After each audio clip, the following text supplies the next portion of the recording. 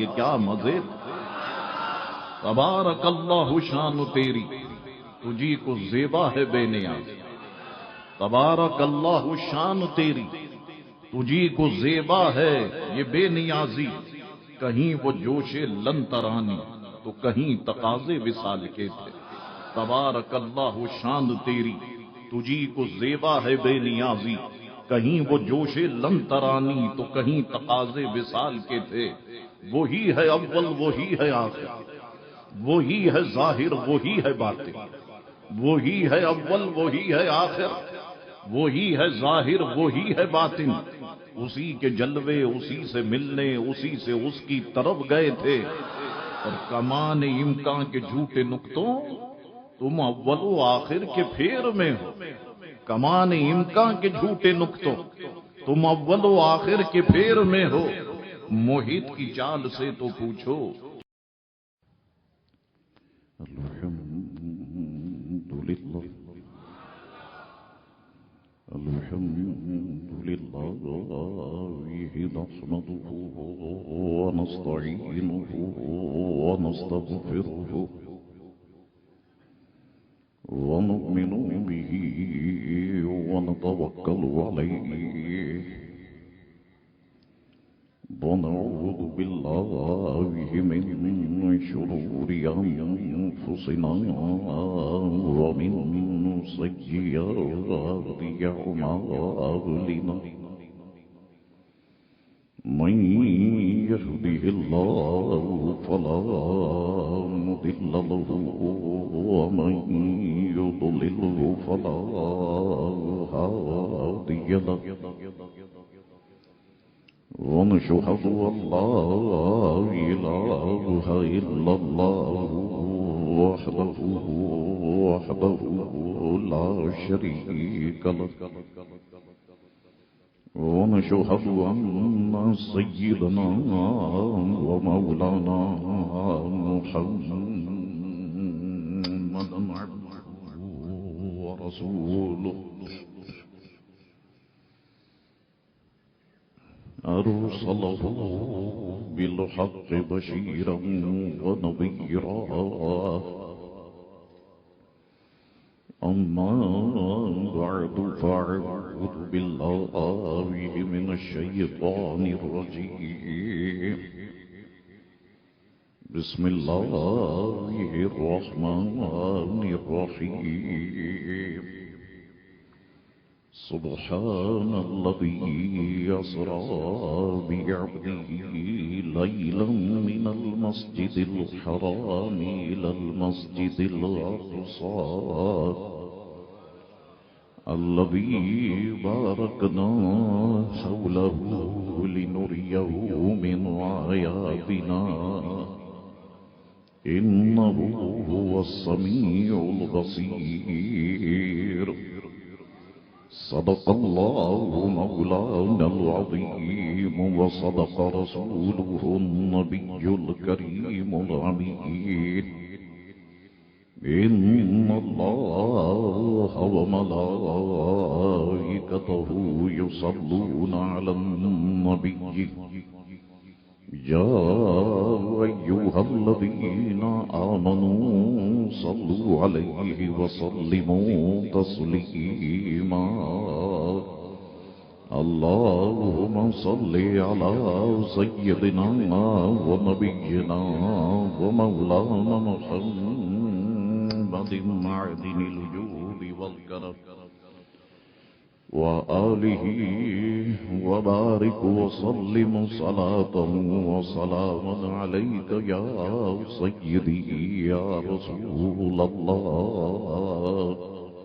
میرے ساتھ مل کے پڑھیں الصلاة والسلام عليك يا رسول الله وعلى آلك وصحابك يا حبيب الله.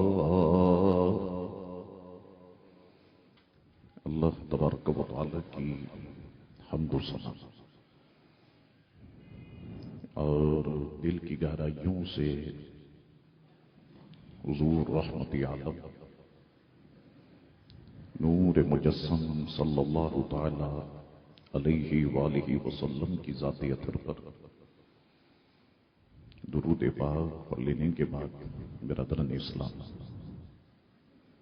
دعا ہے اللہ کریم سے کہ اللہ کریم ہم تمام مسلمانوں کے گناہوں کو معاف فرمائے اور ہم سب کو دین مبین کا نور کامل عطا فرمائے۔ برادران ملت، اللہ رب العزت نے اپنے پیارے محبوب علیہ الصلوۃ والسلام کو بے شمار انگنت لاتعداد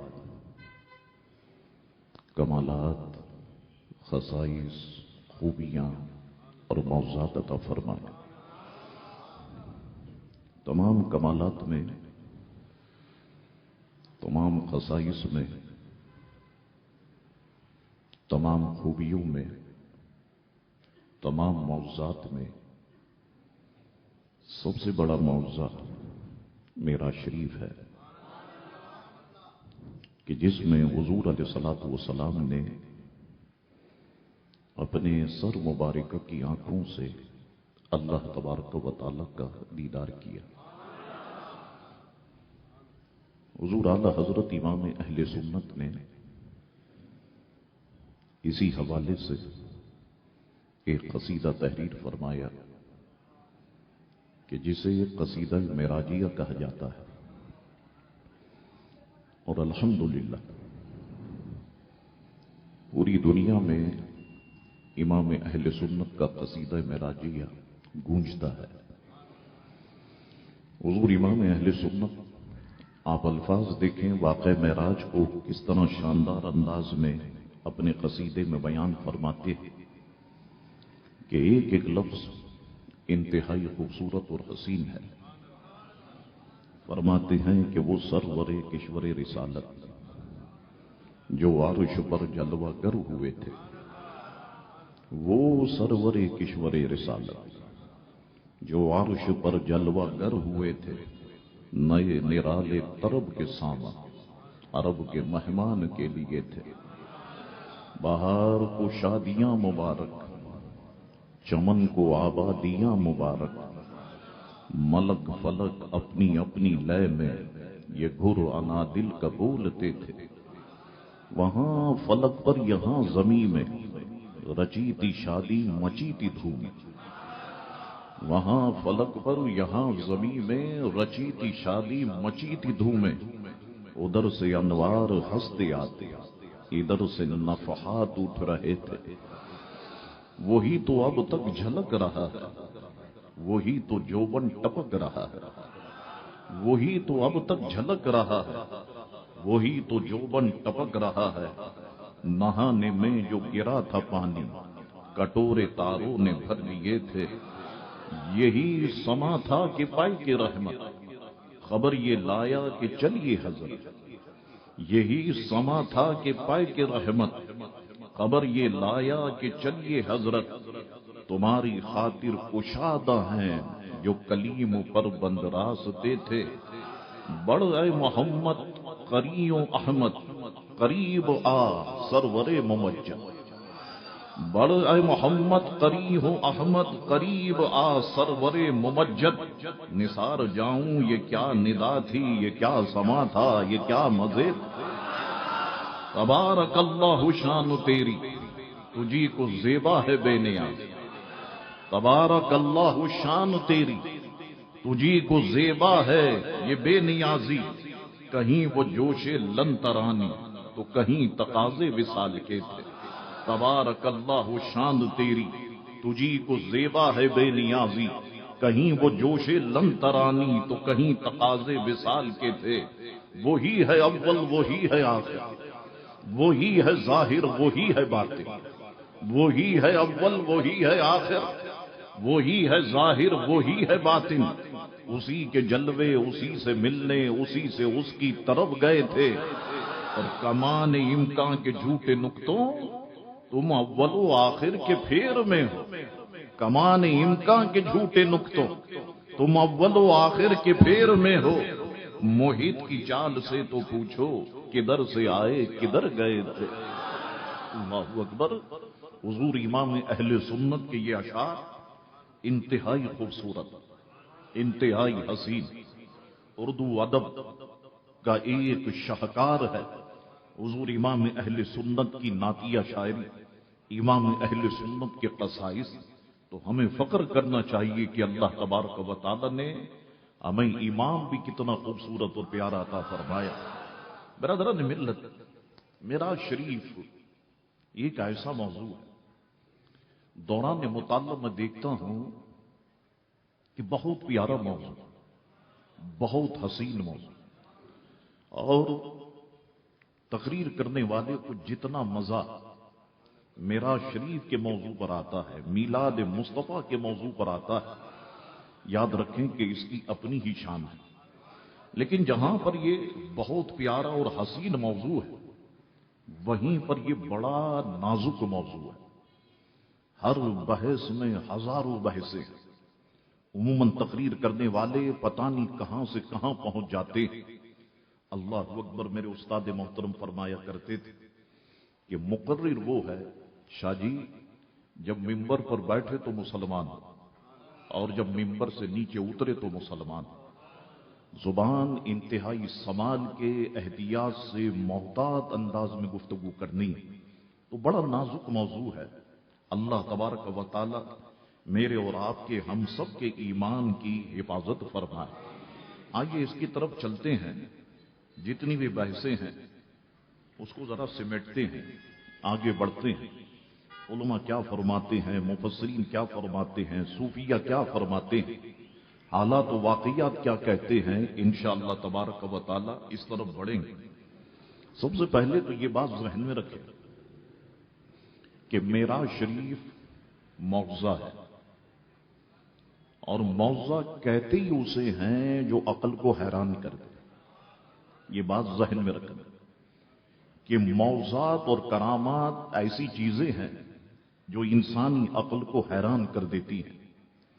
ये दुनिया के पीछे भागने वाले लोग उमूमन मौज़ात का और करामतों का इनकार कर देते हैं कि साहब ये अक्ल ही में नहीं आता, कैसे हो सकता है, कैसे हुजूर गए होंगे, कैसे आए होंगे। तो ज़हन में रखें कि मौज़ा और करामत उसे कहते हैं जो अक्ल को हैरान कर दे। मौज़ात और करामात को समझने के लिए गोया ये जुमला कह दूं कि अक्ल को अपनी घर पे रखना होगा। आपके शाह साहब जब अक्ल घर पे रहेगी तो मौज़ात और करामतें फिर कैसे समझ में आएंगी? मैं बताता हूं। मौज़ात समझ में आएंगे दिल में मौजूद इश्क़ मुस्तफ़ा सल्लल्लाहु अलैहि वसल्लम की वजह से, और करामतें समझ में आएंगी दिल में मौजूद इश्क़ औलिया किराम की वजह से। तो अल्हम्दुलिल्लाह हम अहले सुन्नत वल जमात को हुजूर अलैहिस्सलाम के मौज़ात भी समझ में आते हैं और करामतें भी समझ में आती हैं। तो पता चला कि हमारे कुलूब में इश्क़ मुस्तफ़ा भी है और हमारे कुलूब इश्क़ औलिया से भी लबरेज हैं। अल्लाहु अकबर। ये बात आपके दिलो दिमाग में होनी चाहिए। अब मेरा शरीफ के हवाले से ये बातें जितने नौजवान बैठे हैं अपने ज़हन में रखें कि मस्जिद हराम से मस्जिद अक्सा तक असरा का सबूत सुबहान अल्लज़ी असरा बिअब्दिही लैलम मिनल मस्जिदिल हराम इलल मस्जिदिल अक्सा अल्लज़ी बारकना हौलहू लिनुरियहू मिन आयातिना इन्नहू हुवस समीउल बसीर। तो सुबहान अल्लज़ी असरा, पाक है वो ज़ात कि जिसने अपने बंदे खास को सैर कराई। सुबहान अल्लज़ी असरा बिअब्दिही लैलम मिनल मस्जिदिल हराम इलल मस्जिदिल अक्सा, रातों रात मस्जिद हराम से मस्जिद अक्सा तक। तो असरा का सबूत ये किताबुल्लाह यानी कुरान मजीद व फुरकान हमीद से है। उलमा फरमाते हैं कि जो इसका इनकार करेगा अगर मुसलमान हुआ तो दारे इस्लाम से खारिज हो जाएगा, क्योंकि असरा का इनकार ये कुरान मजीद व फुरकान हमीद की आयत का इनकार है। ये बात जहन में रहनी चाहिए कि मस्जिद हराम से मस्जिद अक्सा तक जो प्यारे आका का सफर है, जो असरा है, ये किताबुल्लाह से साबित है। उसके बाद مسجد اقصی سے آسمانوں تک جو حضور کریم علیہ السلام کا سفر ہے، یہ احادیث مشہورہ سے ثابت ہے۔ علماء کرام فرماتے ہیں کہ جو اس کا انکار کرے گا وہ فاسق کہلائے گا۔ تو یہ باتیں آپ کے دماغ میں رہنی چاہیے۔ اچھا، حضور علیہ الصلوۃ والسلام کی معراج شریف پر بحث کرتے ہوئے علماء نے لکھا کہ حضور علیہ السلام کی معراج شریف یہ کئی حصوں پر مشتمل ہے۔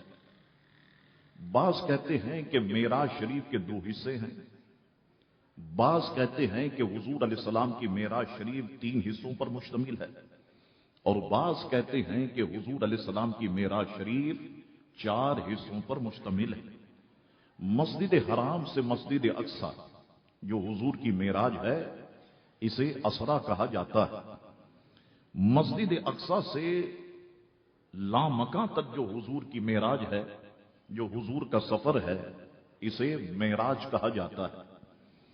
تھوڑا ڈیٹیل میں اترے اور آپ نیچے یا اوپر کی طرف آپ جائیں، بعض فرماتے ہیں کہ مسجد حرام سے مسجد اقصی تک جو سرکار کا سفر ہے اسے اسرا کہتے ہیں۔ مسجد اقصی سے آسمانوں تک جو حضور کا سفر ہے اسے معراج کہتے ہیں، اور آسمانوں سے مقام قاب قوسین تک جو حضور کا سفر ہے اسے عراج کہتے ہیں۔ یہ قول محبوب الہی حضرت نظام الدین اولیاء رضی اللہ تعالیٰ عنہ کا ہے۔ بعض کہتے ہیں کہ حضور کی معراج شریف 4 حصوں پر مشتمل رہی۔ مسجد حرام سے مسجد اقصی 1، مسجد اقصی سے سدرہ 2، سدرہ سے عرش 3، اور عرش سے لامکاں 4۔ لیکن عموماً یہ جتنی بھی بحث ہوتی ہے سب پر معراج شریف کا اطلاق ہوتا ہے کہ اللہ تبارک و تعالی نے اپنے محبوب علیہ الصلوۃ والسلام کو معراج کرائی۔ حضور علیہ الصلوۃ والسلام کو یہ 4 سفر، اگر ہم یہ سمجھیں کہ معراج شریف کے 4 حصے ہیں، تو حضور علیہ الصلوۃ والسلام کو یہ 4 سفر کیوں کرائے گئے؟ اس کی کیا حکمت ہے؟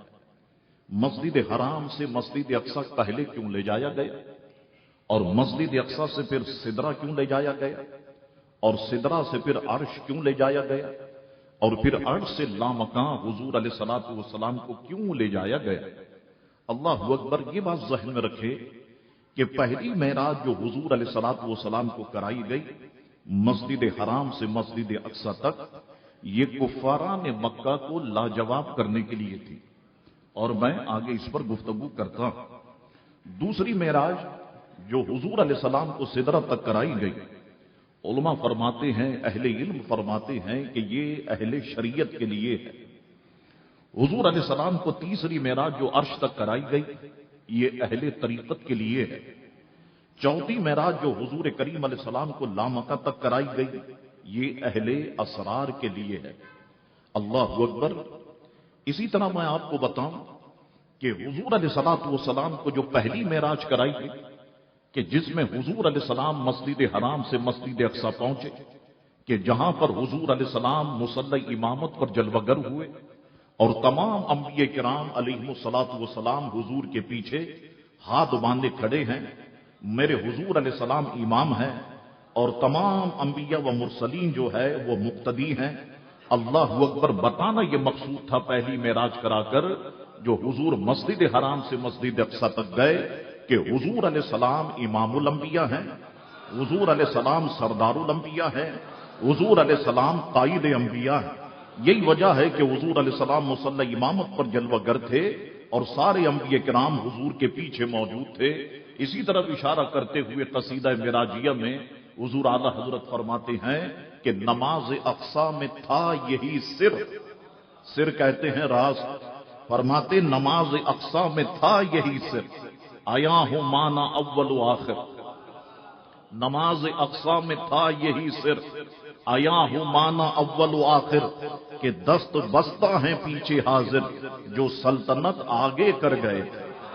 اللہ اکبر۔ فرماتے نماز اقصی جو حضور نے پڑھائی اس میں یہی راز پنا تھا کہ واضح ہو جائے کہ جو اول ہوتا ہے وہی آخر ہوتا ہے۔ اللہ اکبر۔ جو اول ہوتا ہے وہی آخر ہوتا ہے۔ دیکھیں آپ اس کو میں صرف آپ کو سمجھانے کے لیے عرض کرتا ہوں کہ جس وقت ہم دائرہ بنانا چاہیں اور جس وقت ہم دائرہ بناتے ہیں تو دائرہ بنانے کے لیے ہم دائرے کو یہاں سے شروع کرتے ہیں، ٹھیک ہے صاحب، اور گھماتے گھماتے اس کو پھر وہاں پر لے آتے ہیں. تو جیومیٹری بھی یہی بتا رہی ہے کہ جو اول ہوتا ہے وہی آخر ہوتا ہے. اللہ اکبر. اگر آپ آم کا درخت اگانا چاہیں تو آم کی گٹلی ہم لیتے ہیں، گڑا کھودتے ہیں، اسے زمین میں دبا کر ہم پھر زمین میں دبا دیتے ہیں، پھر پانی ڈالتے ہیں، آم کا پودا نکلتا ہے، پھر تنا ہوا درخت بنتا ہے، موسم آتا ہے، اس پر آم لگتے ہیں. ایک آم ہم نے توڑ دیا، جب پک گیا تو توڑ دیا، اسے کھا لیا، چھلکا پھینک دیا، ہاتھ میں کیا بچا؟ تو جو اول ہوتا ہے وہی آخر ہوتا ہے. نماز اقصا میں تھا یہی سر، نماز اقصا میں تھا یہی سر کہ آیا ہوں مانا اول و آخر، دست بستہ ہیں پیچھے حاضر جو سلطنت آگے کر گئے تھے. اللہ اکبر. حضور کریم علیہ السلام کو دوسری معراج، یہ تو سرکار کی پہلی معراج شریف کہ مسجد حرام سے مسجد اقصی تک حضور علیہ الصلوۃ والسلام تشریف لے گئے. اب دوسری معراج جو سرکار کو کرائی گئی سدرہ تک. اللہ اکبر. یہ بتانے کے لیے سدرہ تک حضور کو معراج شریف، حضور کریم علیہ الصلوۃ والسلام کو معراج شریف کرائی گئی، یہ بتانے کے لیے کہ حضور علیہ الصلوۃ والسلام تمام فرشتوں کے بھی آقا، حضور علیہ الصلوۃ والسلام تمام فرشتوں کے بھی آقا. اس لیے حضور علیہ الصلوۃ والسلام کو سدرہ تک معراج کرائی گئی. اللہ اکبر. تیسری معراج کہ جس میں حضور عرش پہ تشریف لے گئے، یہ بتانے کے لیے تھی ساری دنیا کو کہ عرش بھی میرے محبوب کا ہے، یہاں کرسی بھی محبوب ہی کے لیے لگائی گئی ہے. اللہ اکبر. بعض بے وقوف لوگ کیا کہتے ہیں، وہ جو عرش پہ کرسی ہے معاذ اللہ اللہ تعالیٰ اس پر بیٹھتا ہے. اور بعض لوگوں نے تو یہاں تک لکھا جب اللہ بیٹھتا ہے تو کرسی سے چر چر کی آواز آتی ہے.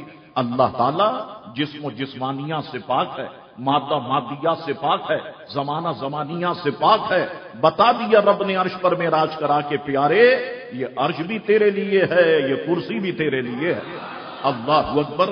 چوتھی معراج جو حضور کریم علیہ السلام کو لامکاں تک کرائی گئی کہ جس میں حضور علیہ الصلوۃ والسلام نے اپنے سر مبارکہ کی آنکھوں سے اللہ تبارک و تعالی کا دیدار کیا. اللہ اکبر. یہ حضور کی قوت بتانے کے لیے تھی کہ جو کچھ میرے محبوب نے دیکھا اور جانا وہ نہ کسی آنکھ نے دیکھا ہے اور نہ جانا ہے. اور حضور فرماتے ہیں کہ میں نے اپنے رب کو 2 بار دیکھا، میں نے اپنے رب کو 2 بار دیکھا. اور کس طرح سے دیکھا کہ حضور علیہ السلام کی پلکیں نہیں جھپکی، حضور کی پلکیں نہیں جھپکی، اور حضور علیہ الصلوۃ والسلام نے رب کو 2 بار دیکھا. اللہ اکبر. میں دیکھتا ہوں کہ کیفیت معراج میں بھی اہل اسلام کے یہاں ایک اختلاف ہے، ذرا اسے بھی دیکھ لیتے ہیں. ایک قول یہ ہے ہم معراج کو مانتے ہیں، آیت اسرا کو مانتے ہیں، ہمیں انکار نہیں ہے، لیکن ہمارا نقطہ نظر یہ ہے کہ حضور علیہ السلام کو معراج شریف خواب میں ہوئی. ایک یہ قول ہے.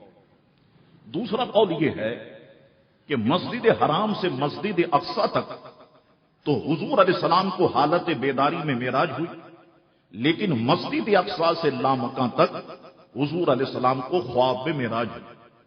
تیسرا قول جس میں صحابہ کرام ہیں، تابعین ہیں، تبع تابعین ہیں، ائمہ مجتہدین ہیں، محدثین ہیں، متکلمین ہیں، مفسرین ہیں، ان کا نقطہ نظر یہ ہے کہ حضور علیہ السلام کو معراج شریف حالت بیداری میں ہوئی.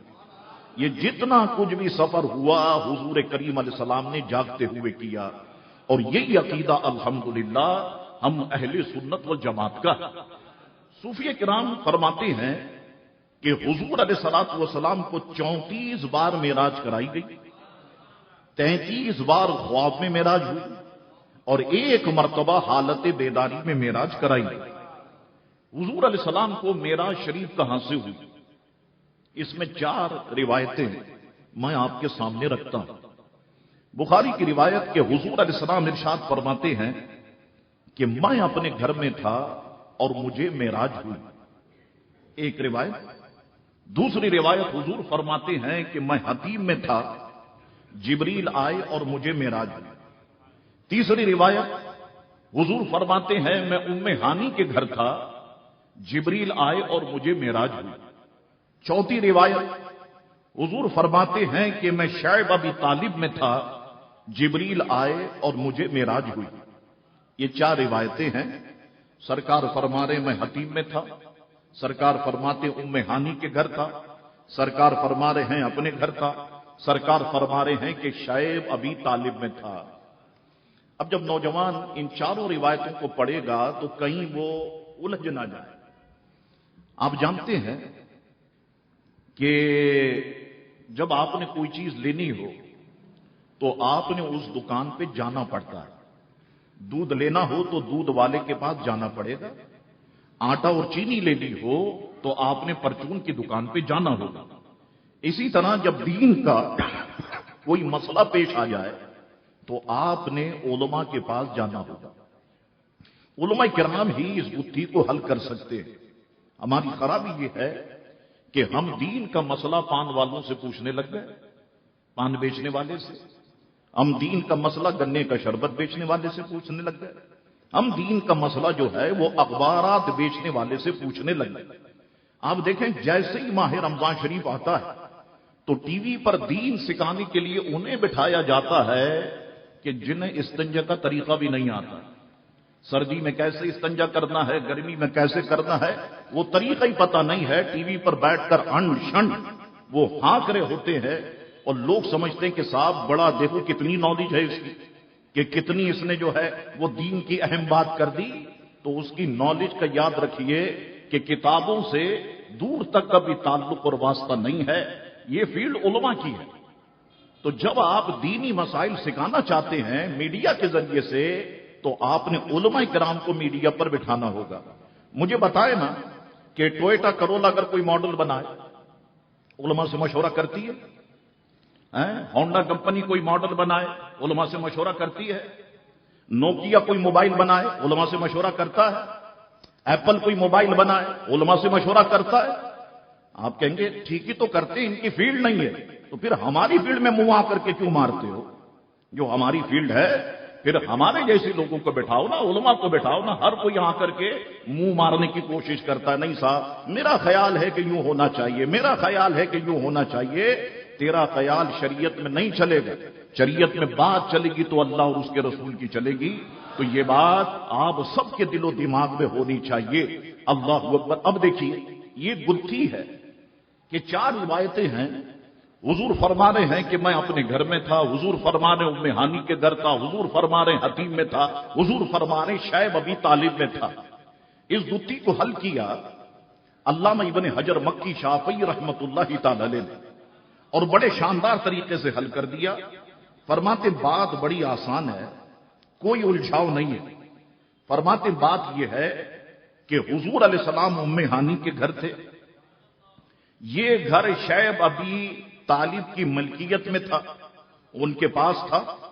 आपने बावजह सुकूनत के उसे अपना घर फरमा दिया। यहां से आपको उठाकर मस्जिद शरीफ में लाया गया। अभी नींद का असर बाकी था तो आप हतीम के पास लेट गए, और यहां से फिर हुजूर अलैहिस्सलाम को मेराज शरीफ कराई गई। फरमाते हैं कोई उलझने की बात नहीं है, तदबीर इसकी यूं होती है।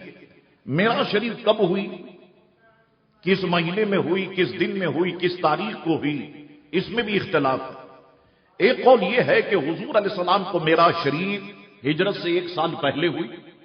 एक कौल यह है कि मेराज शरीफ हिजरत के 2 साल पहले हुई। एक कौल यह है कि मेराज शरीफ हिजरत के 3 साल पहले हुई। मेराज शरीफ किस महीने में हुई, यह भी मैं आपको बताऊं कि इसमें भी एक इख्तलाफ है। एक कौल रबीउल अव्वल शरीफ का है, एक कौल रबीउल आखिर का भी है, एक कौल रमजान शरीफ का भी है, और जिस कौल को हम मानते हैं रजबुल मुरज्जब शरीफ, ये कौल बड़ा मजबूत कौल है। और हजरत शाह अब्दुल हक मौदूदी से देलवी रहमतुल्लाहि ताला अलैह मा सबत अभी सुन्ना में फरमाते हैं कि जानना चाहिए कि अरब के लोगों में यह बात मशहूर है कि हुजूर अलैहिस्सलातु वस्सलाम को मेराज शरीफ 27 रजबुल मुरज्जब शरीफ और पीर की रात हुई। इसी पर लोगों का अमल है। अल्लाहु अकबर। तो इस कौल को मजबूत कौल माना गया। حضور علیہ السلام کو معراج شریف کس رات ہوئی، اس میں بھی اختلاف ہے۔ ایک قول یہ ہے کہ شب جمعہ، جمعے کی رات تھی، ایک قول یہ ہے شب شنبہ، ہفتے کی رات تھی، ایک قول یہ ہے کہ شب دوشنبہ، پیر کی رات تھی۔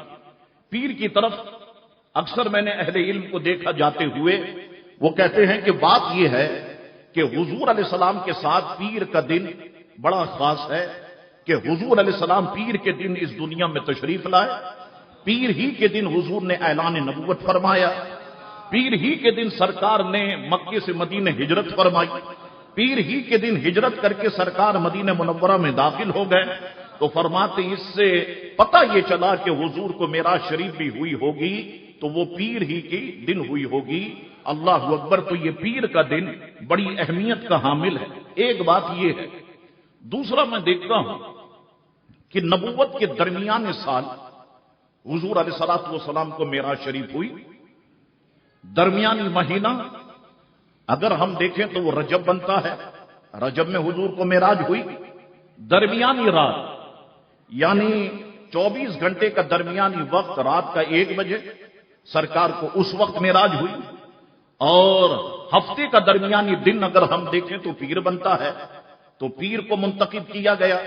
اور معراج کی جو آیت جو میں نے پڑھی ہے سبحان الذی اسری بعبدہ، یہ قرآن کے 15ویں پارے ہی میں موجود ہے۔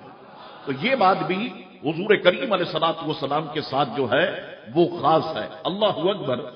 اب ایک اور سوال ہے کہ حضور علیہ الصلوۃ والسلام کے لیے سفر معراج کے لیے پیر ہی کی رات کیوں مقرر کی گئی، اس میں کیا حکمت ہے؟ اللہ اکبر۔ بڑا شاندار جواب دیا موتی سے دکن انوار اللہ فاروقی صاحب نے، بڑی پیاری بات کی۔ آئیے میں آپ کی خدمت میں بیان کرتا ہوں انہی کے الفاظ۔ فرماتے ہیں کہ جمعے کا دن بہت عظمت والا دن ہے، خدا کا بہت پیارا دن ہے۔ اس امت پر خدا کی کس قدر شفقت ہے کہ قیامت جمعے کے دن ہی ہوگی۔ جمعہ تو تمہارا ہی دن ہے، اگر قیامت تمہارے دن میں آئے تو کیا غم ہے۔ فرماتے ہیں جمعہ تمہارا ہے تو تمہارے خلاف گواہی کیوں دے گا؟ لیجئے، ایک گواہ تو امت کو مل گیا، گواہ تو 2 ہونا لازم ہے۔ فرماتے ہیں دوسرا دن کوئی ایسا بزرگ گواہ بننے کے قابل نہیں تھا، اس لیے اللہ تعالی نے پیر کے دن کو بہت ساری بزرگیاں عطا فرما دی۔ پس پیر کے دن کو ایسی بزرگیاں دے کر جمعے کے قریب قریب پہنچا دیا گیا تاکہ دوسرا گواہ امت کے لیے تیار رہے۔ اللہ اکبر۔ فرماتے اسی طرح امت کی نجات اور مغفرت کا پورا سامان کر دیا گیا۔ فرماتے ہفتے میں 2 دن اور 2 راتیں اس امت کے کالے اعمال کو نورانی بناتی ہیں تاکہ قیامت کے دن امت کو نور علی نور بنا کر غیروں کے سامنے لائے۔ امت کے رائی برابر نیک اعمال ان دنوں کی برکت سے نیکیوں کے پہاڑ بن کر کے سامنے آئیں گے۔ یہ وجوہات تھی کہ پیر کی رات سرکار کو معراج شریف کرائی گئی۔ اللہ اکبر۔ اب آئیے ہم آیت اسرا کی طرف چلتے ہیں، جس میں بڑے راز پنا ہے، مفسرین نے بہت کچھ لکھا۔ آپ کا مشاء میں جہاں انشاءاللہ تعالی معطر ہوگا، فرمایا گیا سبحان الذی اسری بعبدہ لیلا من المسجد الحرام الی المسجد الاقصی الذی بارکنا حولہ لنریہ من آیاتنا انہ هو السمیع البصیر۔ پاک ہے وہ ذات جس نے اپنے بندہ خاص کو سیر کرا راتوں رات مسجد حرام سے مسجد اقصی تک، جس کے ارد گرد ہم نے برکتیں رکھی ہیں تاکہ ہم انہیں دکھائیں اپنی نشانیاں۔ بے شک وہ سننے والا اور دیکھنے والا ہے۔ اللہ اکبر۔ مفسرین فرماتے ہیں کہ آیت اسرا کو لفظ سبحان سے شروع فرمایا گیا۔ پاک ہے وہ ذات۔ فرماتے ہیں یہ لفظ سبحان سے شروع فرمانے میں حکمت کیا ہے، اس پر گفتگو کرتے ہیں۔ گفتگو کرتے ہوئے علماء کرام فرماتے، مفسرین فرماتے ہیں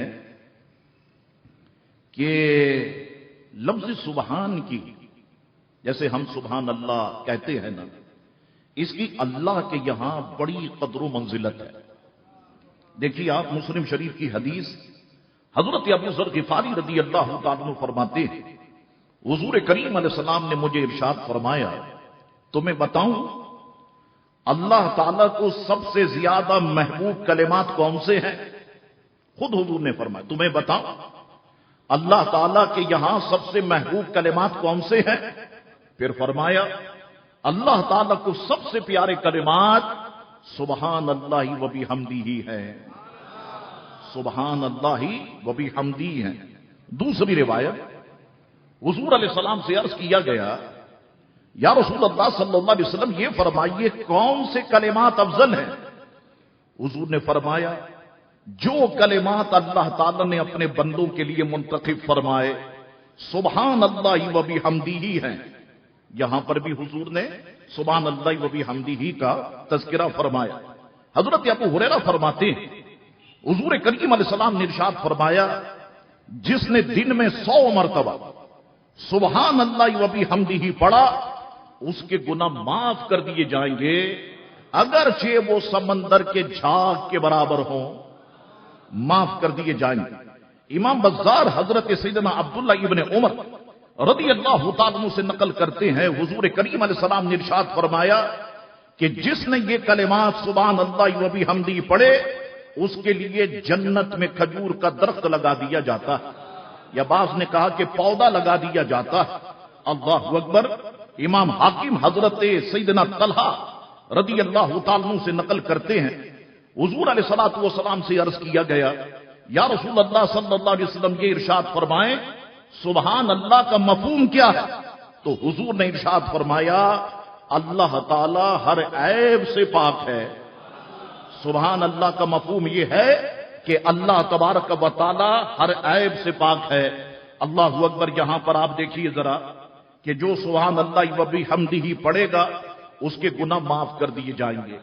آج لوگ بڑے پریشان ہیں کہ صاحب کاروبار میں ہمارے جو ہے وہ کسٹمر نہیں آ رہا، بڑی پریشانی ہے، کاروبار میں برکت نہیں ہے، تو وہ ان کلمات کو وظیفہ بنا لیں۔ سبحان اللہ و بحمدہ سبحان اللہ العظیم استغفر اللہ، سبحان اللہ و بحمدہ سبحان اللہ العظیم استغفر اللہ۔ اس چیز کو آپ جو ہے اپنا وظیفہ بنا لے، انشاءاللہ تبارک و تعالی کچھ دنوں میں آپ دیکھیں گے کہ اللہ تبارک و تعالی آپ کے رزق میں، آپ کے مال میں برکتیں پیدا فرما دے گا۔ اللہ اکبر۔ حضور کریم علیہ السلام نے ایک جگہ پر ارشاد فرمایا کلمتان حبیبتان الی الرحمن خفیفتان علی اللسان ثقیلتان فی المیزان سبحان اللہ و بحمدہ سبحان اللہ العظیم۔ حضور نے فرمایا دو کلمے ہیں، دو کلمے اللہ کے یہاں محبوب ہیں، زبان پر ہلکے ہیں، کلمتان حبیبتان الی الرحمن، دو کلمے ہیں جو اللہ کے یہاں محبوب ہیں، خفیفتان علی اللسان، زبان پر بڑے ہلکے ہیں۔ سبحان اللہ و بحمدہ سبحان اللہ العظیم، زبان پر کتنے ہلکے؟ زبان پر بڑے ہلکے ہیں۔ ثقیلتان فی المیزان، حضور نے فرمایا میزان میں بہت بھاری ہیں۔ وہ کیا ہیں؟ فرمایا سبحان اللہ و بحمدہ سبحان اللہ العظیم۔ اللہ اکبر۔ اللہ تبارک و تعالی ان کلمات کا ہمیں عادی بنائے۔ واپس آئیے آپ، وقت بڑی تیزی کے ساتھ آگے بڑھ رہا ہے۔ اللہ اکبر۔ اللہ تبارک و تعالی نے قرآن مجید و فرقان حمید جب آیت اسراء کو شروع کیا تو لفظ سبحان سے شروع کیا۔ کیوں صاحب؟ میں آپ کو بتاؤں، عربی گرامر کی رو سے اگر ہم دیکھیں تو لفظ سبحان مقام تعجب پر استعمال ہوتا ہے۔ عرب لوگ جب بھی کوئی عجیب و غریب چیز دیکھتے ہیں، واقعہ دیکھتے ہیں، کوئی اچھی چیز، ان کی زبان سے بے اختیار سبحان اللہ نکلتا ہے۔ اچھا، ہم جتنے اردو بولنے والے ہیں اگر ہم اپنی اردو زبان پہ غور کریں تو عربی زبان کے کئی کلمات ہماری اردو میں شامل ہیں، لیکن ہم غور و فکر نہیں کرتے۔ اللہ اکبر۔ دیکھیں آپ، ہماری بھی عادت یہ ہو گئی کہ ہم جب بھی کوئی عجیب و غریب معاملہ دیکھتے ہیں ہماری زبان سے بھی بے اختیار سبحان اللہ نکلتا ہے۔ دیکھیں آپ، دھوپ نکلی ہوئی ہے، اچانک بارش شروع ہو جائے، مجھے بتائیے سب کی زبان سے کیا نکلے گا؟ اچھا، جس وقت ہم جڑواں بچوں کو دیکھتے ہیں مجھے بتائیے ہماری زبان سے کیا نکلتا ہے؟ سبحان اللہ۔ تو ہماری بھی یہ عادت ہے کہ ہم جب بھی کوئی عجیب و غریب شے دیکھتے ہیں تو ہماری زبان سے بھی سبحان اللہ بے اختیار نکلتا ہے، اللہ اکبر۔ تو سوال یہ ہے کہ یہاں پر سبحان سے یہ آیت مقدسہ شروع کرنے میں حکمت کیا ہے؟ بات یہ ہے کہ واقع معراج بھی بڑا عجیب و غریب ہے، عقل کو حیران کر دینے والا ہے۔ اللہ تبارک و تعالی کے علم میں یہ بات ہے کہ میں اپنے محبوب کو معراج کی رات بلاؤں گا، محبوب جائیں گے، اعلان فرمائیں گے، معراج پہ گفتگو چلے گی۔ ہوگا کیا کہ فلسفیوں کا دور آئے گا، ملحدوں کا دور آئے گا، نیچری قسم کے لوگوں کا دور آئے گا، بہت سارے لوگ میدان میں کود پڑیں گے اور کہیں گے صاحب یہ تو ہو ہی نہیں سکتا، عقل نہیں مانتی، عقل اسے تسلیم نہیں کرتی، جسم تو بھاری ہوتا ہے، جسم ثقیل ہوتا ہے، ثقیل جسم کا اوپر جانا محال ہے، راستے میں آنکھ کا بہت بڑا حصہ کرہ ناری آتا ہے، کرہ ناری کو گل و گلزار بنا کے جانا محال ہے، آسمان کو توڑا نہیں جا سکتا، آسمان کو چیرا نہیں جا سکتا، آسمان کو کاٹا نہیں جا سکتا، آسمان میں سوراخ نہیں کیا جا سکتا۔ حضور کیسے گئے ہوں گے، کیسے آئے ہوں گے، عقل اس کو نہیں مانتی۔ رب نے فرمایا سبحان، میری ذات پاک ہے ہر کمزوری سے، میری ذات پاک ہے ہر کمزوری سے، میری ذات پاک ہے ہر عجز سے۔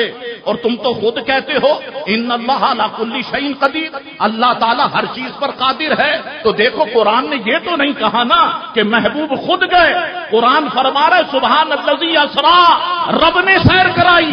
تو جب تم مجھے طاقت والا کہتے ہو، قوت والا کہتے ہو، تو میں نے محبوب کو سیر کرائیے، تم اعتراض کرنے والے کون ہو؟ یہ معاملہ تو میرا اور میرے محبوب کا ہے، تم اعتراض کرنے والے کون؟ میں رب ہوں، میں نے محبوب کو سیر کرائی اور تم اپنا دماغ چلانے لگ گئے۔ آسمان کو توڑا نہیں جا سکتا، چیرا نہیں جا سکتا، کیسے گئے ہوں گے، کیسے آئے ہوں گے؟ رب فرماتا میں ہر چیز پر قادر ہوں، میں نے محبوب کو سیر کرائی۔ اب جو محبوب کی معراج پر اعتراض کرتا ہے گویا وہ رب کی طاقت پر اعتراض کرتا ہے۔ اللہ اکبر۔ تو اللہ تعالی نے لفظ سبحان فرما کر یا قرآن مجید نے لفظ سبحان فرما کر اعتراض کرنے والے جو معراج پر اعتراض کرتے ہیں ان کی زبانوں کو بند فرما دیا، فرمایا خاموش، سبحان الذی اسریٰ، میں نے محبوب کو سیر کرائی، تم اعتراض کرنے والے کون ہو؟ اللہ اکبر۔ ایک بات تو یہ، اور دوسری بات سبحان فرمانے کی یہ بھی ہے، ذرا مجھے بتائیں تو صحیح، ہمارا کوئی دوست دولہا بن کر جب سواری پہ سوار ہوتا ہے تو ہم کیا کہتے ہیں؟ شیروانی اس نے پہنی ہو، پاجامہ کرتا شیروانی کھلا لگایا ہو، دولہا بن کے سواری پر سوار ہو رہا ہو، ہم سارے دوست دیکھتے ہیں کیا کہتے ہیں؟ دولہے کی بہنیں دیکھتی ہیں کیا کہتی ہیں؟ ماں باپ دیکھتے ہیں کیا کہتے ہیں؟ سرکار معراج پہ جانے والے ہیں، 70,000 فرشتوں کا جلوس ہے، ادھر براق سواری بن کے کھڑی ہے، سرکار تو کائنات کے دولہا ہے ہی ہے، سرکار علیہ السلام دولہا بن کر موجود ہے، سواری پہ سوار ہونا چاہتے ہیں، ابو بکر موجود نہیں ہے، عمر موجود نہیں ہے، عثمان موجود نہیں ہے، علی موجود نہیں ہے۔ گویا رب نے فرمایا محبوب تمہاری دنیا کا قاعدہ یہ ہے جب کوئی دولہا بن کے سواری پہ سوار ہوتا ہے تو سب کہتے ہیں سبحان اللہ، محبوب تو سواری پر بیٹھ، اب میں خود کہوں گا سبحان الذی اسریٰ بعبدہ لیلا من المسجد الحرام الی المسجد الاقصی، میں خود کہوں گا۔ اور جب میں کہوں گا تو تیری امت کے علماء جب تیری معراج پہ گفتگو کریں گے تو اسی آیت کو پڑھیں گے سبحان الذی اسریٰ بعبدہ لیلا من المسجد الحرام الی المسجد الاقصی۔ اللہ اکبر۔ تو رب کے سبحان فرمانے میں یہ حکمت ہے۔ اب فرمایا گیا سبحان الذی اسریٰ، ہم نے اپنے محبوب کو سیر کرائی۔ اللہ اکبر۔ مفسرین فرماتے ہیں اس واقعے کو سفر کے بجائے سیر سے تعبیر فرمایا گیا۔ کیوں؟ یہ نہیں فرمایا کہ محبوب کو سفر کرایا، یہ فرمایا محبوب کو سیر کرایا۔ ذرا قرآن کو بھی تو سمجھو، قرآن جس طرح حضور کی نعت بیان فرماتا ہے کوئی بیان نہیں کر سکتا، دنیا کے سارے ناطقوں لے آؤ، علماء لے آؤ، مشائخ لے آؤ، سارے انسان، سارے جنات، سارے فرشتے جمع ہو جائیں، حضور کی ویسی نعت بیان کر ہی نہیں سکتے جیسی نعت ان کے رب نے بیان فرمائی۔ لیکن اب ہماری عادت ہو گئی ہاتھ اٹھا کے بولنا، بٹھا کے بولنا، وہ ایکسرسائز کرا دیتے ہیں نعت خوان، 40-50 ہزار کا لفافہ لیا، یہ گئے وہ گئے، آپ خوش ہو بڑا عشق رسول کا کام کیا صاحب، ہم نے ہاتھ اٹھا کے بٹھا کے بڑا، ہم نے تو دین کا کام کر دیا، اعلی حضرت نے بھی ایسا نہیں کیا ہوگا جیسا ہم نے کر دیا۔ اللہ اکبر، دین سیکھا نہیں، علماء کے پاس بیٹھے نہیں، ہمیں پتہ ہی نہیں کہ تفسیر ہوتی کیا، ہمیں پتہ ہی نہیں کہ حضور کی نعت قرآن کس انداز میں بیان فرماتا ہے۔ کاش کہ ہم دین کی طرف آئیں، اپنے علماء کی طرف آئیں اور ان چیزوں کو جانیں۔ اللہ اکبر، فرماتے ہیں مفسرین کرام، اس واقعے کو سفر کے بجائے سیر سے تعبیر فرمایا گیا، کیونکہ سفر بعض اوقات مجبوراً کیا جاتا ہے، جبکہ سیر بحالت خوشی و سرور ہی ہوتی ہے۔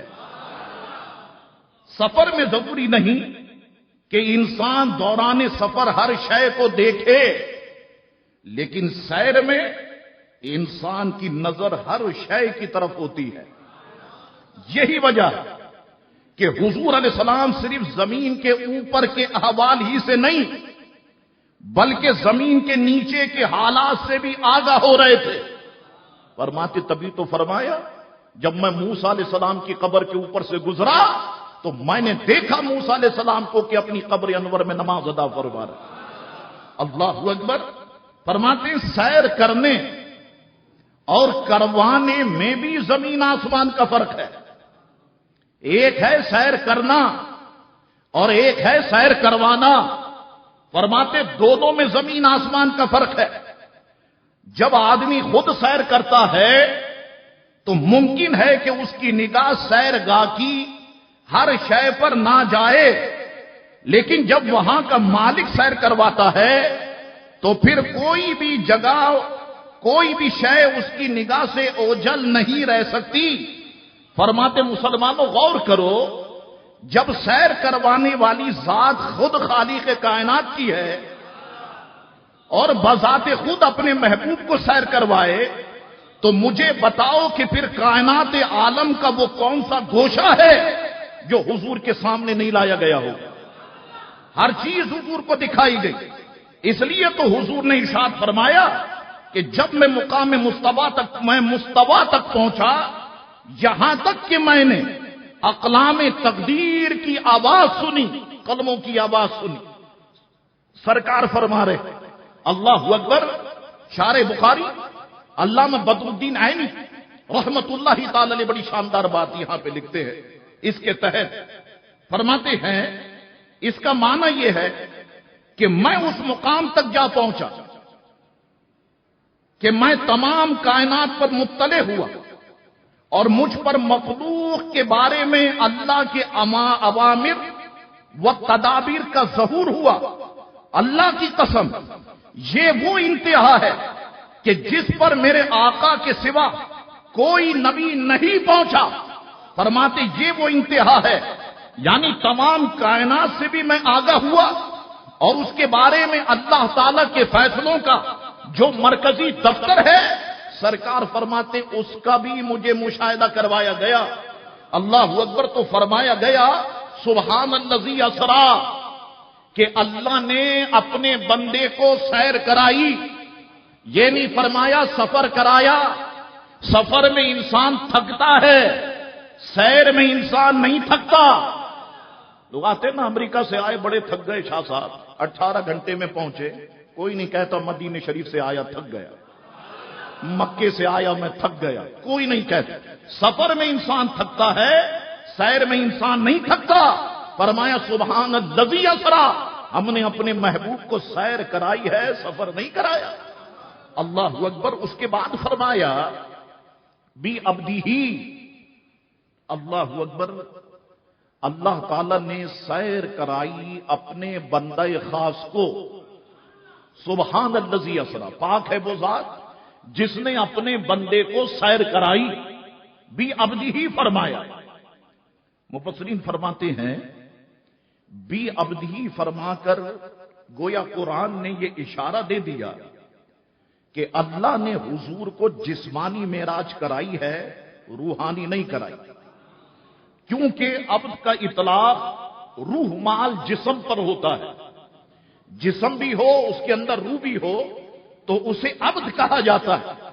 فرماتے ہیں بتا دیا کہ جسمانی معراج ہوئی، روحانی معراج نہیں ہوئی۔ ایک بات فرماتے غور کرو، حضور جب اللہ سے بندوں کی طرف آئے تو حضور کو نبی فرمایا گیا، حضور کو رسول فرمایا گیا۔ اب حضور بندوں سے اللہ کی طرف جا رہے ہیں تو حضور کو بی عبدی ہی فرمایا گیا۔ فرماتے ہیں وہ شان نبوت اور شان رسالت کے اظہار کا وقت تھا، یہ سرکار کی شان عبدیت کا وقت ہے، اسے وہاں پر بیان کیا گیا، اسے یہاں پر بیان کیا گیا۔ فرماتے ہیں بی عبدی ہی فرما کر قرآن نے ہم پر احسان کر دیا، رب نے احسان فرما دیا۔ وہ کیسے؟ فرماتے ہیں جب عیسیٰ علیہ السلام کو آسمانوں پر اٹھایا گیا تو عیسیٰ علیہ السلام کے ماننے والوں نے، بعض عیسائیوں نے حضرت عیسیٰ علیہ السلام کو خدا کہہ دیا یا خدا کا بیٹا کہہ دیا، تو سرکار آسمانوں تک تو نہیں گئے، سرکار تو لامکاں تک گئے۔ تو ہو سکتا تھا کوئی سرکار کو معاذ اللہ خدا کہہ دیتا یا خدا کا بیٹا کہہ دیتا۔ اللہ نے فرمایا سبحان الذی اسری بعبدہ، میں نے اپنے بندے کو سیر کرائی۔ بے شک سرکار لامکاں تک آئے، لیکن یاد رکھو عبدیت کا تاج ان کے ماتھے پہ سجا ہوا تھا۔ تو اللہ تعالیٰ نے بی عبدی فرما کر ہماری ایمان کی حفاظت فرمائی۔ اب فرمایا لیلا، اللہ تعالیٰ نے اپنے محبوب کو سیر کرائی راتوں رات۔ مفسرین فرماتے ہیں اسرا تو کہتے ہی رات کی سیر کو ہے، پھر لیلا کیوں ذکر فرما دیا؟ سبحان الذی اسری بعبدہ لیلا من المسجد الحرام، یہ لیلا ذکر کرنے کی کیا وجہ؟ اور پھر فرماتے ہیں لیلا کو نکرہ ذکر کیا، معرفہ ذکر نہیں کیا، اللیلا نہیں کہا، لیلا کہا۔ فرماتے ہیں لیلا کو نکرہ ذکر کر کے یہ بتایا اللہ تعالی نے کہ سرکار کو ساری رات معراج نہیں کرائی گئی، بلکہ رات کے تھوڑے سے حصے میں معراج کرائی گئی۔ امام سبکی علیہ رحمہ فرماتے ہیں اس سارے سفر پر صرف ایک لہجہ خرچ ہوا، اور اللہ تعالیٰ اس بات پہ قادر ہے چھوٹے زمانے کو بڑا کر دے، بڑے کو چھوٹا کر دے۔ اللہ تبارک و تعالیٰ اس بات پہ قادر ہے۔ اس کے بعد فرمایا من المسجد الحرام، سیر کرائی اللہ تعالیٰ نے مسجد حرام سے۔ مسجد حرام بڑی مکہ شریف کی مشہور مسجد، جس کے بالکل بیچ میں بیت اللہ شریف واقع ہے۔ اس کے بعد فرمایا الی المسجد الاقصی، مسجد اقصی تک۔ اقصی کے معنی ہیں دور۔ یہ مسجد حرام سے مسجد اقصی کتنا دور ہے؟ مفسرین فرماتے ہیں اگر کسی کو گھوڑے پر، تیز رفتار گھوڑے پر پیغام دینے کے لیے یہاں سے وہاں تک بھیجا جائے تو پورا 1 مہینہ لگتا ہے۔ من المسجد الحرام الی المسجد الاقصی، مسجد حرام سے مسجد اقصی تک۔ اللہ اکبر۔ اب یہ بات یہاں تک بیان ہوئی، ابھی ہم یہیں پر روکتے ہیں۔ سبحان الذی اسری بعبدہ لیلا من المسجد الحرام الی المسجد الاقصی، پاک ہے وہ ذات اقدس جس نے اپنے بندے کو سیر کرائی مسجد حرام سے مسجد اقصی تک۔ ٹھیک ہے صاحب، اب آئیے۔ اب چودھری جو بیچ میں آتے ہیں نا، جنہیں دین کی پتہ ہی نہیں ہے، کچھ دال کا بھی دین کا سمجھ میں نہیں آتا، وہ کہتے ہیں شاہ صاحب دیکھیے قرآن نے تو بیان کیا کہ سرکار کو معراج کرائی گئی مسجد حرام سے مسجد اقصی تک، اور آپ کہتے ہیں کہ سرکار کو معراج کرائی گئی لامکان تک۔ قرآن تو کہہ رہا ہے کہ اقصی تک معراج کرائی، اور آپ فرما رہے ہیں سارے علماء آپ کہتے ہیں کہ لامکان تک معراج کرائی۔ یاد رکھو سرکار کو معراج تو لامکان تک ہی ہوئی، لیکن قرآن نے مسجد اقصی تک اس لیے بیان کیا کہ کافروں نے مسجد اقصی دیکھی ہوئی تھی، اس کے حالات سے، اس کی شکل سے، اس کی حیت سے جو ہے وہ اچھے طریقے سے واقف تھے۔ یہی وجہ ہے کہ جب حضور علیہ السلام معراج شریف کر کے واپس آئے اور حضور نے اعلان فرمایا کہ میں راتوں رات مسجد حرام سے مسجد اقصی گیا اور آیا، اب انہوں نے تو مسجد اقصی دیکھی ہوئی تھی، وہ سب کے سب آ گئے اور حضور سے علامتیں پوچھنے لگے۔ اللہ اکبر، حضور کریم علیہ السلام نے انہیں ایک ایک کر کے درست علامتیں بتائی، تو انہیں اپنے دل میں قائل ہونا پڑا کہ سرکار کا دعوی معراج بالکل درست ہے۔ علماء فرماتے ہیں تو مسجد اقصی تک جانے میں جب حضور کا سچا ہونا ثابت ہو گیا تو پھر آسمان کی معراج بھی خود بخود سچی ثابت ہو گئی، کیونکہ جب تھوڑے سے وقت میں مسجد حرام سے مسجد اقصی تک جانا محال ہے تو پھر تھوڑے سے وقت میں مسجد حرام سے یا مسجد اقصی سے آسمانوں تک کا جانا بھی محال ہے۔ فرماتے جب یہ محال نہیں رہا تو وہ بھی محال نہیں رہا۔ آئیے میں ذرا اور تھوڑی سی تفصیل کی طرف آگے بڑھتا ہوں۔ کچھ باتیں مواہب اللدنیہ کے مصنف کیا فرماتے ہیں ذرا اس طرف دیکھتے ہیں، اور دیگر لوگ کیا فرماتے ہیں سنیے ذرا اسے، کہ سرکار گئے تو لامکاں تک ہے، لیکن قرآن نے مسجد اقصی تک بیان کیا۔ میں نے آپ کو وجہ بتا دی، اس لیے بیان کیا کہ کافروں نے مسجد اقصی دیکھی ہوئی تھی، انہوں نے تو آسمان تو نہیں دیکھے نا، مسجد اقصی دیکھی تھی۔ سرکار واپس آئے، انہوں نے سوالات کرنے شروع کر دیے۔ اب آئیے، اب آپ کا ایمان جھوم اٹھے گا جب حضور علیہ السلام نے قریش مکہ کے سامنے، مواہب اللدنیہ کے مصنف فرماتے واقع معراج بیان فرمایا تو انہوں نے معاذ اللہ تمسخر کیا، سرکار کے معراج کے واقعے کا مذاق اڑایا، اور ابو جہل نے قریش کو جمع کر کے مذاق اڑایا، ہر طرف آدمی دوڑائے اور زیادہ سے زیادہ آدمی جمع کر کے تکذیب اور تمسخر کے لیے واقع معراج سنایا گیا۔ سیدنا ابو بکر صدیق رضی اللہ تعالیٰ عنہ کے پاس بلانے کے لیے آدمی بھیجا اور ان سے کہا کہ تمہارے رسول اللہ علیہ السلام فرماتے ہیں میں راتوں رات مکے سے بیت المقدس وہاں سے آسمانوں پر پہنچا اور تمام آسمانوں کی سیر کر کے واپس آ گیا، کیا ان کی ایسی بات کی آپ بھی تصدیق کریں گے؟ صدیق اکبر تشریف لے آئے، ان کے سامنے بات بیان کی، کیا آپ تصدیق کریں گے؟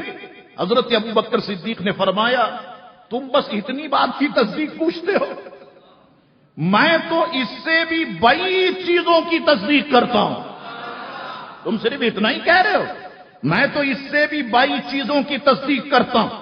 اگر انہوں نے فرمایا ہے تو اس کے حق ہونے میں کوئی شک نہیں۔ میرے آقا نے فرمایا نا میں گیا اور آیا، کوئی شک نہیں۔ حضرت ابو بکر صدیق نے حضور علیہ السلام سے عرض کی حضور میں نے بیت المقدس دیکھا ہوا ہے، حضور میرے سامنے اس کی صفت بیان فرمائے، بیت المقدس منکشف ہو گیا اور حضور نے مسجد اقصی کے در و دیوار اور اس کی حیت اور کیفیت وغیرہ ابو بکر صدیق کے سامنے بیان فرما دی۔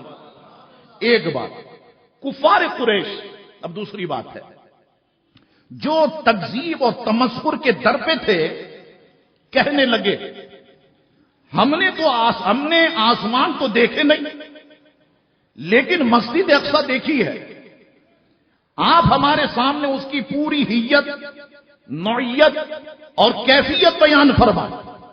حضور فرمانے لگے تو اثناء بیان میں ایک انقباض کسی حالت پیدا ہو گئی، یعنی کہ سارے لوگ جمع ہو گئے، حضور بیان فرما رہے، سارے لوگ جمع ہو گئے، گویا اللہ تعالیٰ نے مسجد اقصی کو، سنو اب سبحان اللہ کہہ دینا، کہا ذرا بیان فرمائے، ہم نے تو آسمان نہیں دیکھے، مسجد اقصی دیکھی ہے، ذرا اس کی حیت اور کیفیت تو بیان کرے۔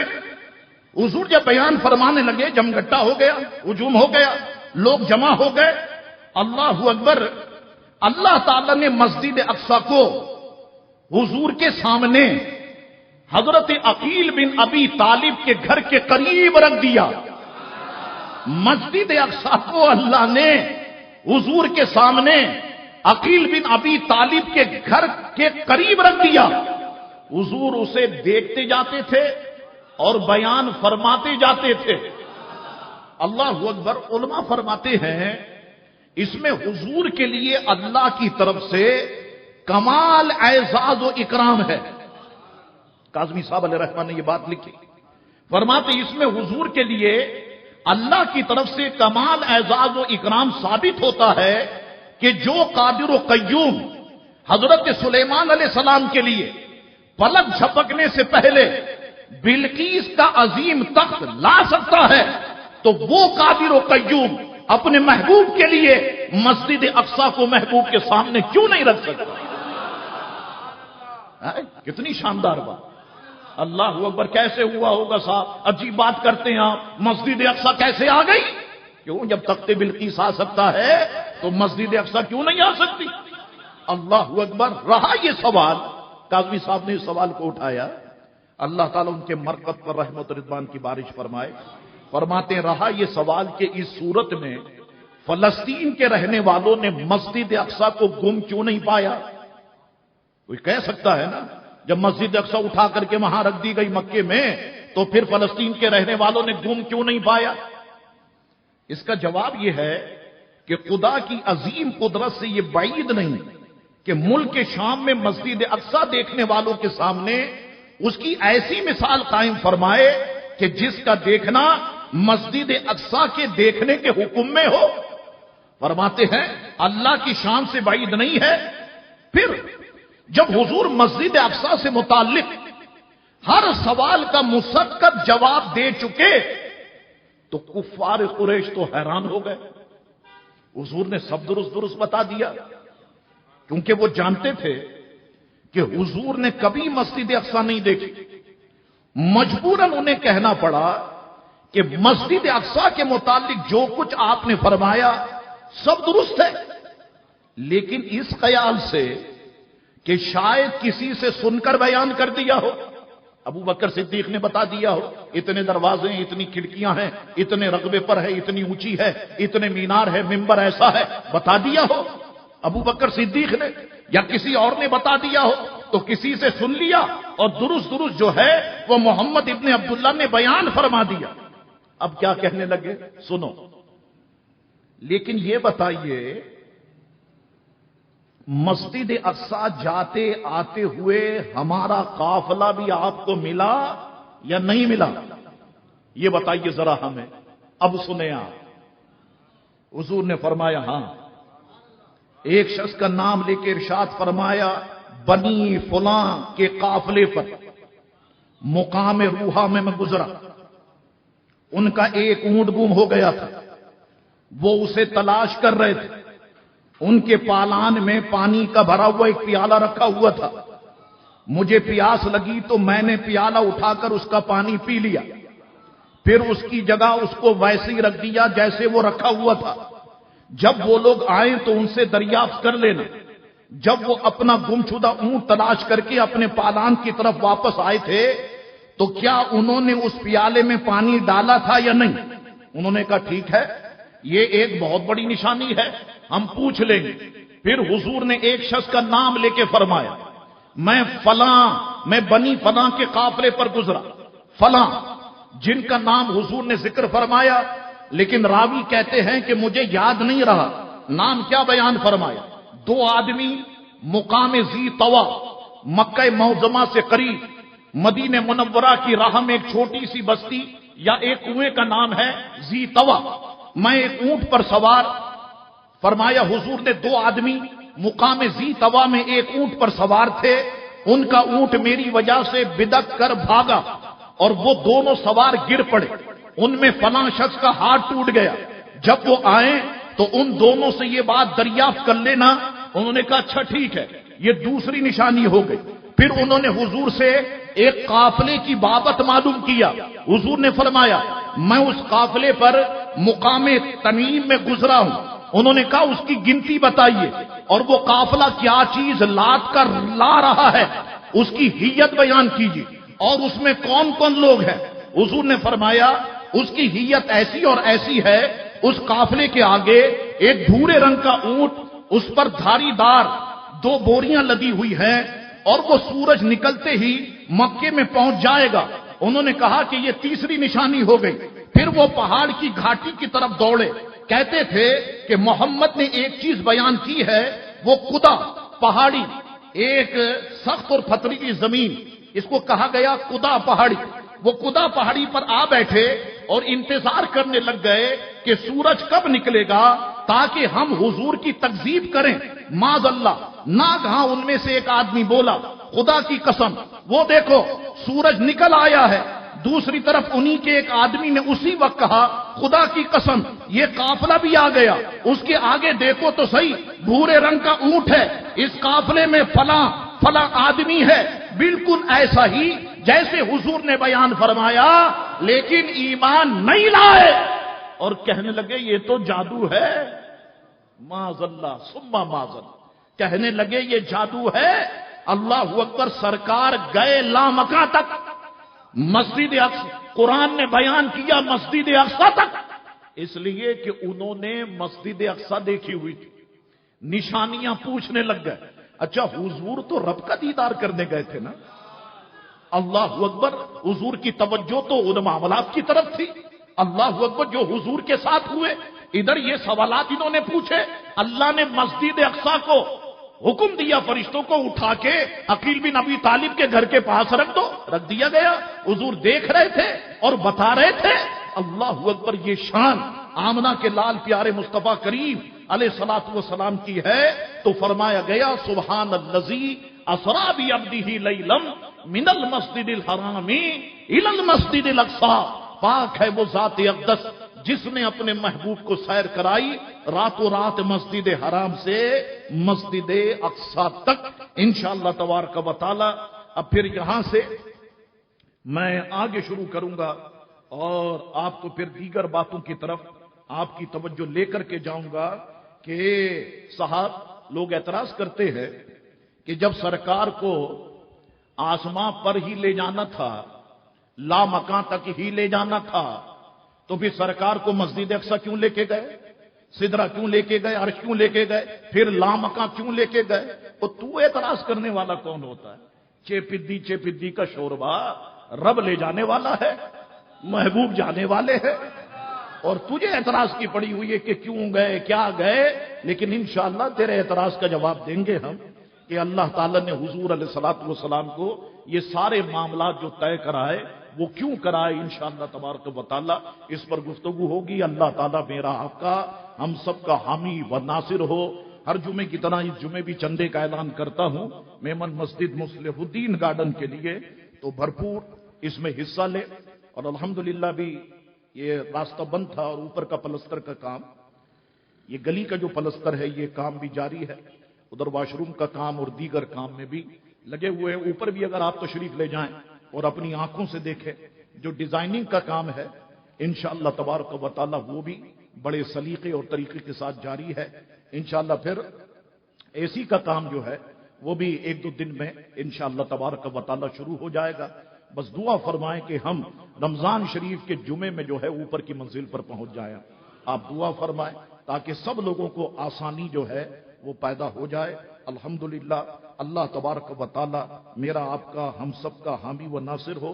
بزم رضا کے زیر اہتمام عظیم الشان محفل نعت و بیان بسلسلہ سالانہ یوم حضور امیر معاویہ رضی اللہ تعالیٰ عنہ اور حضور امام جعفر صادق رضی اللہ تعالیٰ عنہ 17 مارچ بروز منگل بعد نماز عشاء فوراً یہاں پر محفل سجائی جائے گی۔